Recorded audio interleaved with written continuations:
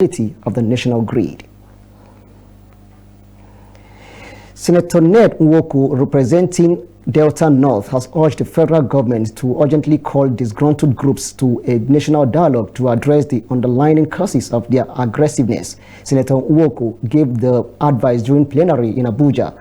The contribution came following the Senate's debate on the urgent need for increased security personnel in Abadam and Mate local government areas of Borno State, sponsored by Senator Muhammad Bongonu. Ned Nwoko, I represent the good people of Delta North, Delta State. Mr. President, just aligning myself with most of the speakers, but particularly the last speaker, our host rider, Senator Aliu. It's just the fact that there's insecurity across the nation. And we keep talking about it and keep thinking that empowering our soldiers or our police is the solution. I take a different view.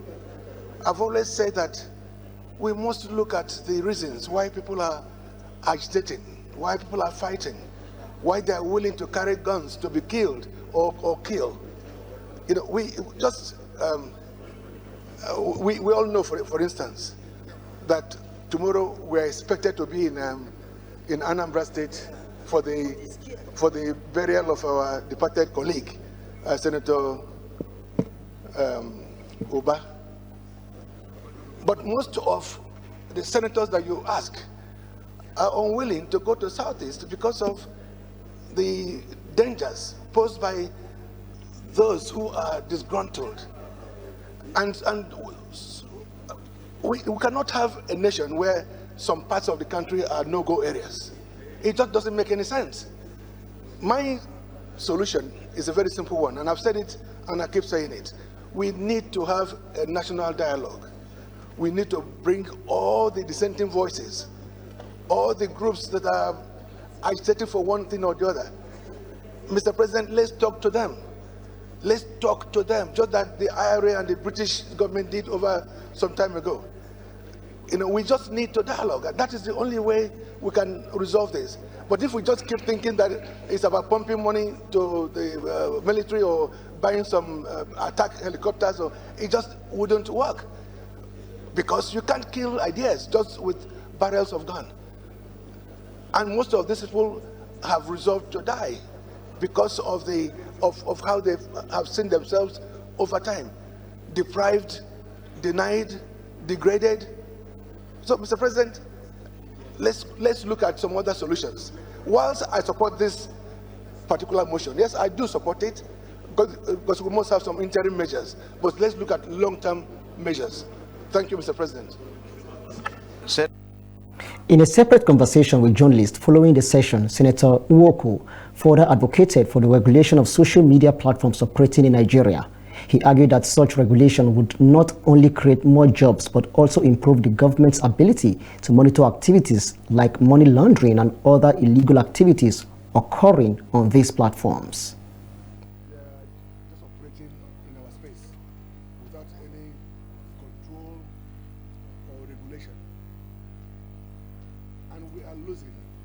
Nigerians are losing.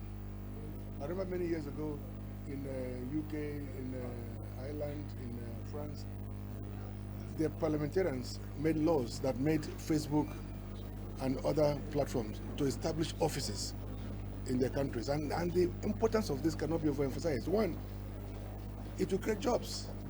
When they have an office here in Nigeria, whether it's in Lagos or Abuja, it will create a number of jobs. Two, because they are operating here, they will pay taxes, so revenue will be generated. Three, it will help to transfer technology because our people will be learning. Either they are being taught here or they go to the headquarters to learn and be trained. Fourthly, it will help to deal with the difficulties in litigations.